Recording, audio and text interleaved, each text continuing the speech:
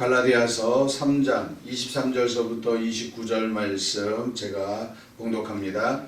믿음이 오기 전에 우리는 율법 아래에 매인바되고 계시될 믿음의 때까지 갇혔느니라. 이같이 율법이 우리를 그리스도께로 인도하는 초등교사가 되어 우리로 하여금 믿음으로 말미암아 의롭다함을 얻게 하려 함이라. 믿음이 온 후로는 우리가 초등교사 아래에 있지 아니하도다. 너희가 다 믿음으로 말미암아 그리스도 예수 안에서 하나님의 아들이 되었으니 누구든지 그리스도와 합하기 위하여 세례를 받은 자는 그리스도로 옷 입었느니라. 너희는 유대인이나 헬라인이나 종이나 자유인이나 남자나 여자나 다 그리스도 예수 안에서 하나이니라. 너희가 그리스도의 것이면 곧 아브라함의 자손이요 약속대로 이 유업을 이을 자니라. 아멘. 믿음으로 하나님의 아들이 됨이라는 제목으로 믿음을 고백하시는 여러분들 되시기를 부탁드리겠습니다. 우리가 이 땅에 살아가면서요, 신앙생활하면서 제일 어렵고 힘들었던 그런 일들이 좀 있습니다. 신앙생활하면서 오늘은 잘 돼요.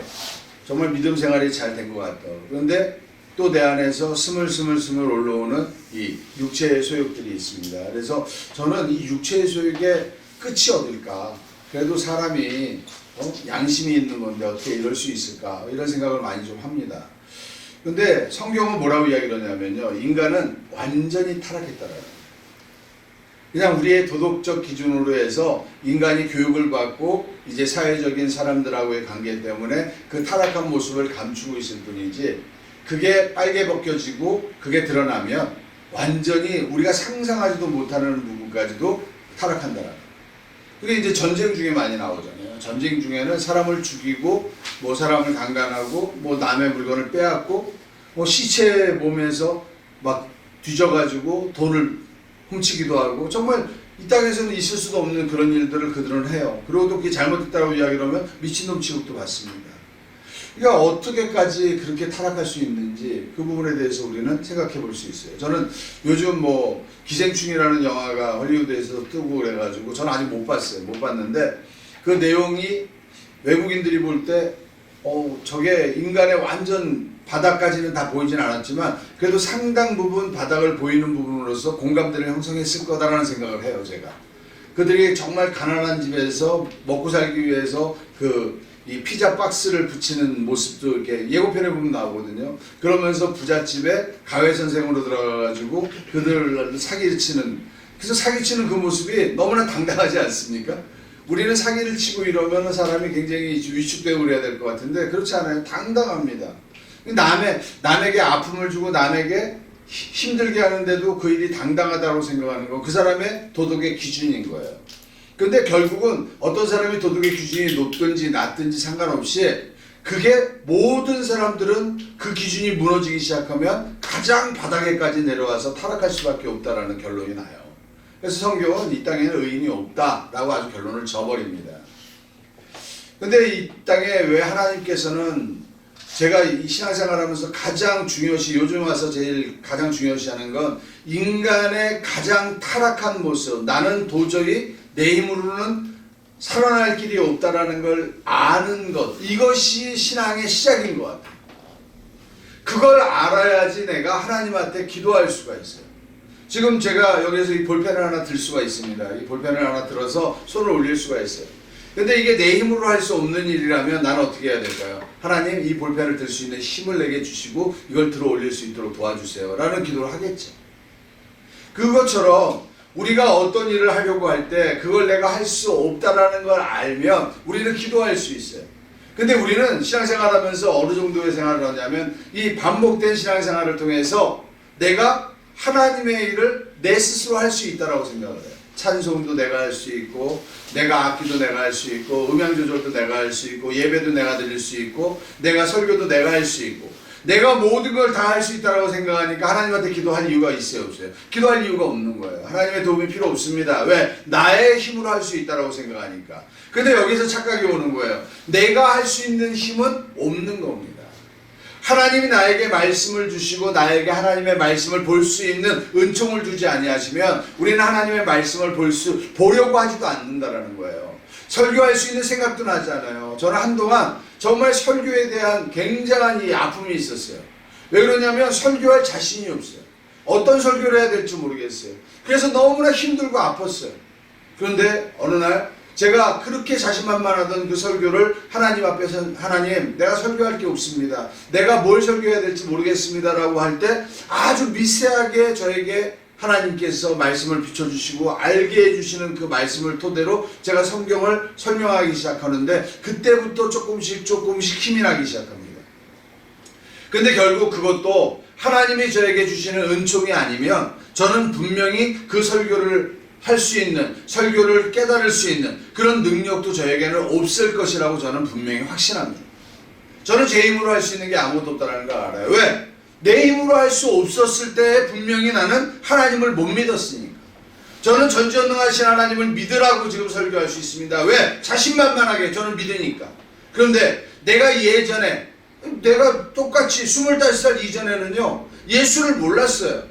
그러니까 저희 집사람이 저한테 예수를 전할 때도 저는 이야기를 했습니다. 믿어져야 가지.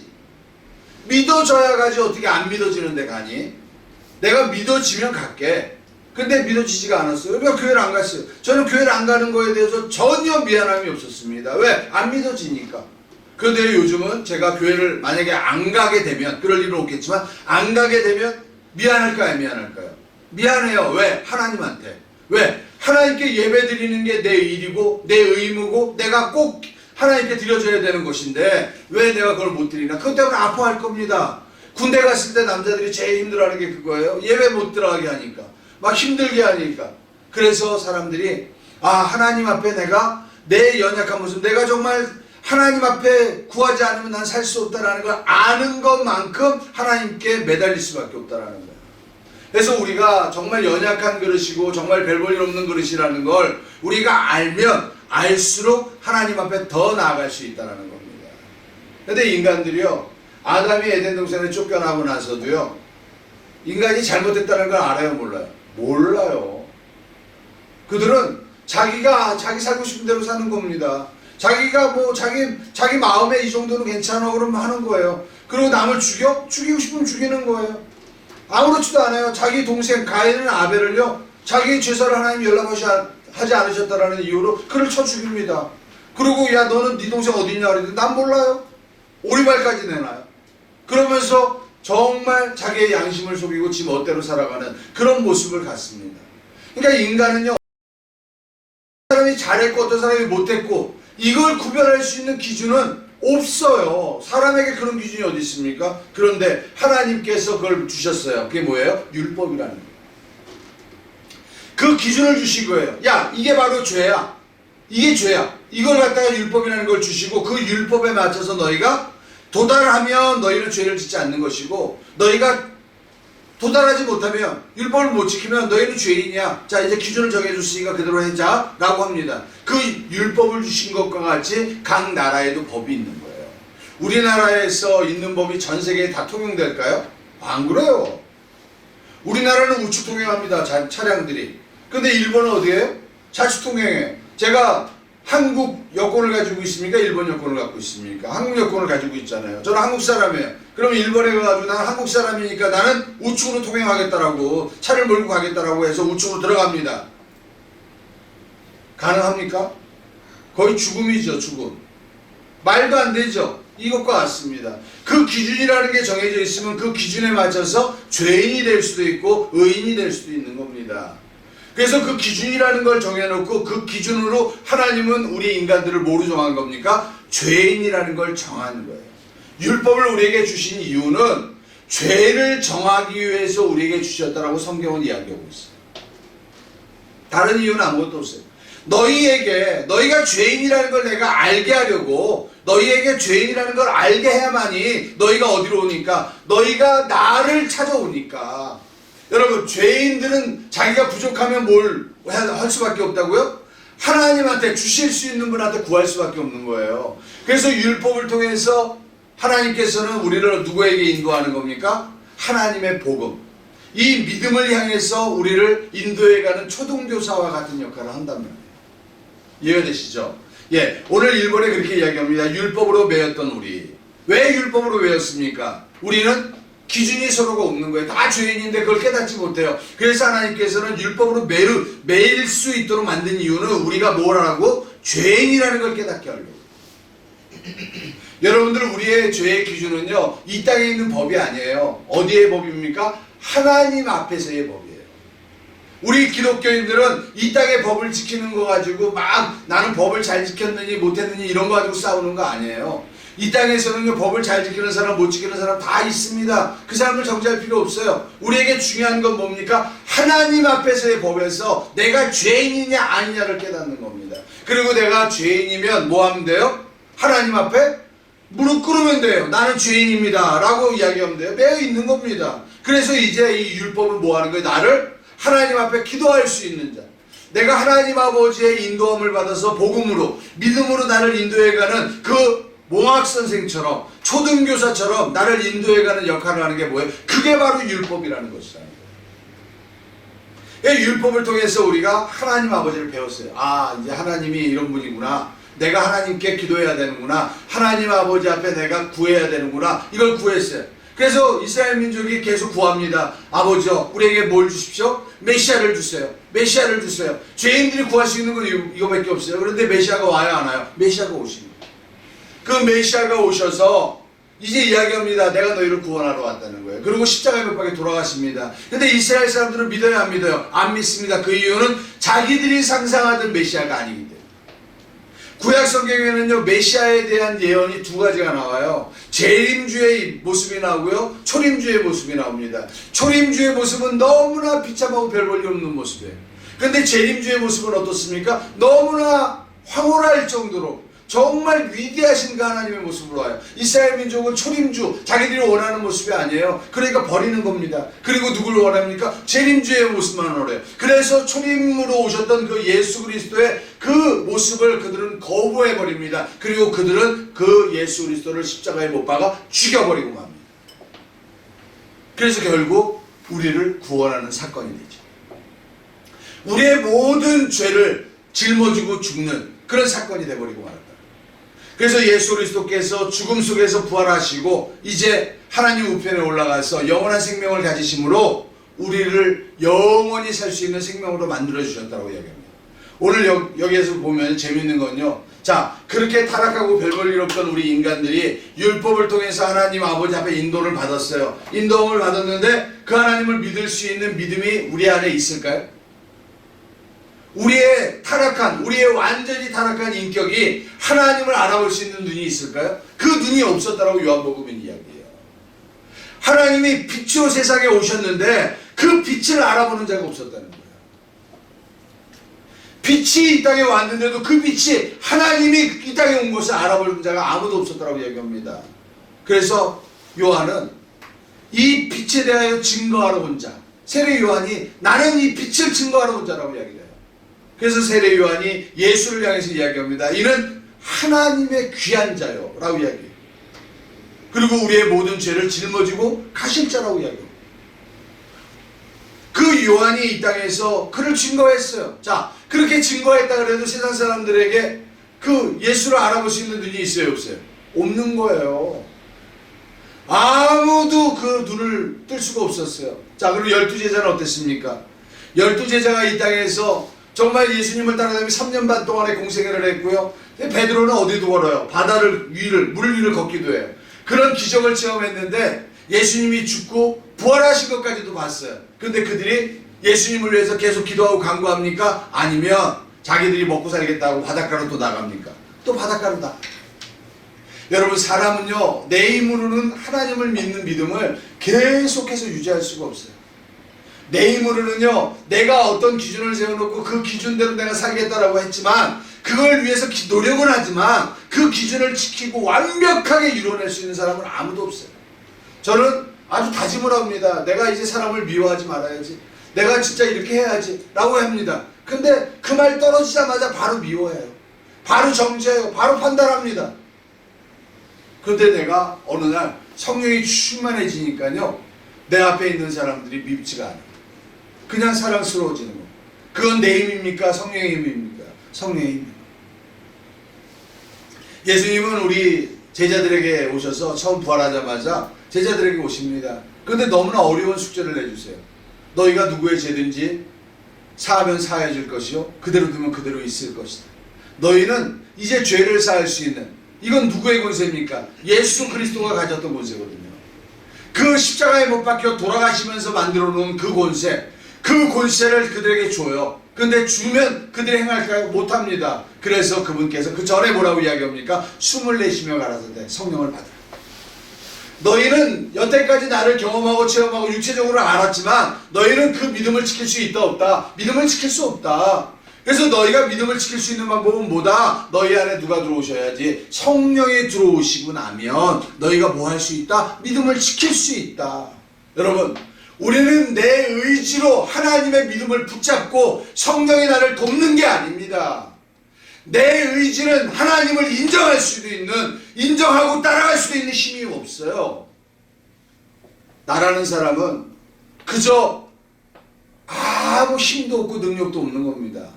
그런데 내 안에 성령이 오시고 나서 그 성령에 의해서 우리는 뭐 할 수 있는 거예요? 예수를 주라 시인할 수 있게 되는 겁니다. 여러분들, 예수를 주라 시인하고 나서 주님께서 우리에게 허락하시는 게 뭔지 아세요? 여러분들 보세요. 믿음이라는 게 마음으로 믿어 의에 이르고 입으로 시인해서 구원에 이른다라고 얘기해요. 마음으로 믿어서 끝났지. 우리 경상도 아저씨들 그런 말 많이 하잖아요. 아이고 사랑한다고 좀 표현 좀 하고 해요. 그럼 경상도 아저씨들은 아이고 뭐 그런 걸 하냐고 됐다고. 근데 사랑의 표현을 갖다가 하기를 원해요. 근데 안 해. 그러고 나서 뭐라고 합니까? 다 마음으로 그 사랑한다는 거예요.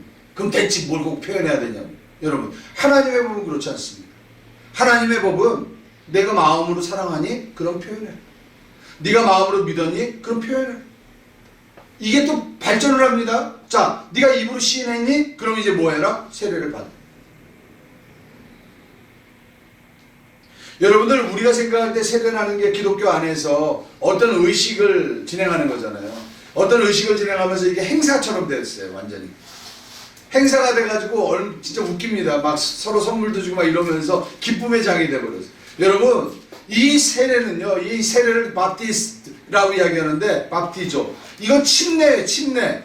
이 침례는 집에서 받는 게 아니에요. 어디서 받는 거예요? 저 개울가에 가서 받는 거예요. 물속에서. 그럼 물속에 가서 조용히 받아요? 아니면 온 동네 사람들 다 보는 데서 받는 거예요?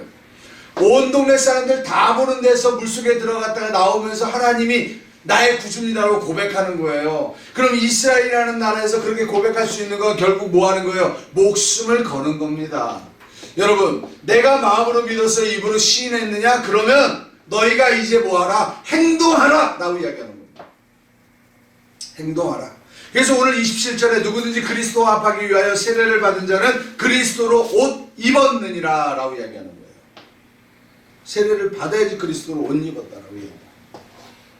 그래서 성경은요 또 이야기합니다. 세례를 받아가지고 그리스도로 옷 입었어요? 그럼 너희가 뭐하라? 약속대로 이 유업을 이을 자니라 라고 이야기합니다.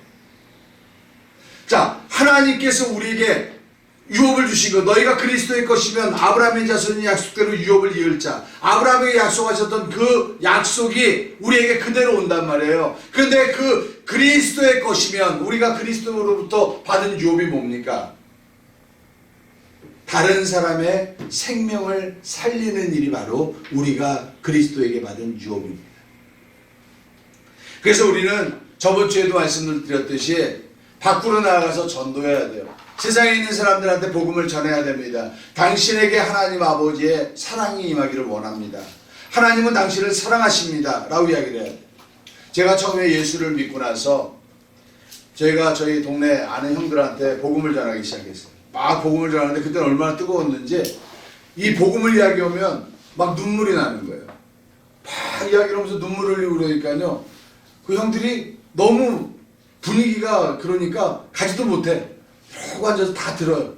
그러고 나서 자주한 믿어지거나 뭐 이런 건 없는데 네 말을 들으니까 심각한 거는 맞는 것 같다.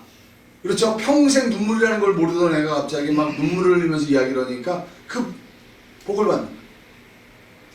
그래서 제가 이 하나님의 복음을 전하는 거는 내가 눈물을 흘리고 다른 사람 앞에 바보 같다라는 창피한 이야기를 듣는다 할지라도 정말 이 하나님이 사랑하는 자, 그 귀한 영혼을 하나님이 사랑하기 때문에 우리는 내 안에 있는 성령께서 그 일을 하기를 원하시면 그걸 해야 된다고 생각합니다. 저는 제가 어저께 우리 딸이 결혼했잖아요. 결혼하는데 정말 주마등처럼 쫙 지나가더라고요. 처음에 예수를 믿고 열심히, 정말 그게 신앙생활인 줄 알고 열심히 할 때였습니다. 저희 집사람이 애 돌로 하고 나서 금반지가 이만큼이 들어왔는데 그 금반지를 하나님께 드리자는 거예요. 제가 집사람보다 믿음이 좋다라고 자부하고 있던 나로서는 그걸 거부할 수 있는 힘이 없었어요. 근데 속마음으로는 거부하고 싶었어요. 야, 이게 돈으로 바꾸면 얼마인데, 이게 몇 달치 생활비인데 이걸 왜 하나님한테 드려? 하나님도 우리 사정 다 알 텐데 이거 말도 안 돼, 말도 안 돼. 그런데 다른 거는 저한테 양보를 다 하는데 하나님 일에 대해서는 양보를 안 해. 그런데 나한테 통보하고 내가 그래 라고 했어요. 떨떠름하게 그래 라고 했는데 집사람은 그 그래가 결국은 승낙이 돼서 그걸 가지고 그 다음날 뭐 며칠 다음 주도 아니에요. 다음날 토요일날 행사하고 다음날 바로 교회에 가가지고 그걸 갖다가 헌금했어요. 헌금하고 집에 돌아오는 길에 집사람은 아주 기쁜 마음으로 돌아가는데 나는 찝찝한 마음으로 돌아왔어요. 그리고 집에 들어와가지고 제가 집에 문을 딱 열고 들어가는데 깜짝 놀랐어요. 온 집안이 도둑이 들어와서 다 뒤집어져 있고. 그래서 제가 차에 가가지고 식구들 보고 나오지 말라고, 내가 먼저 집에 들어가 보겠다. 그래서 집에 들어가서 쫙 보니까 아무도 없어요. 그래서 이제 들어와서 치우자고. 그랬더니 그때까지 잘 몰랐어요. 근데 가만히 생각해 보니까요, 만약에 그 금반지를 하나님께 드리지 않고 그냥 집에 놔뒀으면 누구 손에 가 있을까요? 그건? 도둑 손에 가 있는 거예요. 도둑 손에 가 있을 그거를 하나님의 손으로 옮겨놓은 거예요. 그래서 저는요, 갑자기 그 믿음의 행함이 잘한 거라는 생각이 들기 시작하더라고요. 내가 한 것도 아니면서 뿌듯하고 막 좋습니다. 그런데 제가 왜 이 간증을 하냐면, 그 이후로 저희 집사람하고 저한테 필요했던 물질이 공급이 늦어질 때는 있었으나 우리 빛나에게 필요했던 물질이 늦어진 적은 한 번도 없었어요. 어저께까지. 그래서 제가 생각합니다. 그 어린아이 1살 배기 걔가 한 믿음의 고백도 아니지만 부모가 하나님께 그 아이를 통해서 하나님 앞에 이 아이를 맡깁니다라고 고백하면서 드려졌던 그 물질이 이 아이의 일평생을 하나님이 책임져주는 그런 큰 사건이구나라는 걸 저희가 압니다. 또 이 설교를 잘못 들어가지고 하나님께 돌반지를 바치면 하나님께서 이렇게 복 주는구나 이렇게 생각하는 무식한 사람들도 있겠죠. 그런데 하나님은 우리의 믿음이 있으면, 너희가 마음으로 믿으면 입으로 시인하고, 또 입으로 시인할 수 있는 사람이 됐다면 세례를 받고, 세례를 받을 수 있는 사람이라면 너희가 나아가서 하나님의 유업을 이어나가라고 하는 하나님의 그 명령대로, 이 오토매틱이에요. 오토매틱. 그냥 뒤에가 놓으면 지가 알아서 기아가 움직이는 것처럼 우리의 신앙생활도 하나님 앞에 내 모습을 드리는 순간부터 하나님은 우리를 인도해 가십니다.